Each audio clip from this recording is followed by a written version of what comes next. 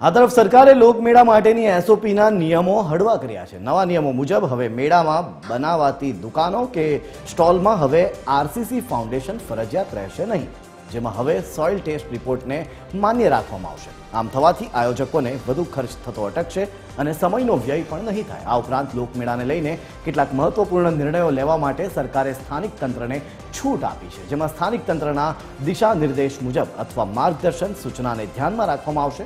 મહત્વનું છે કે સૌરાષ્ટ્ર સહિત રાજ્યના અનેક જગ્યાએ જન્માષ્ટમી દરમિયાન લોકમેળાનું આયોજન કરવામાં આવે છે। આ લોકમેળામાં કોઈ દુર્ઘટના ન સર્જાય તે માટે રાજ્ય સરકારે એસઓપી ઘડી છે।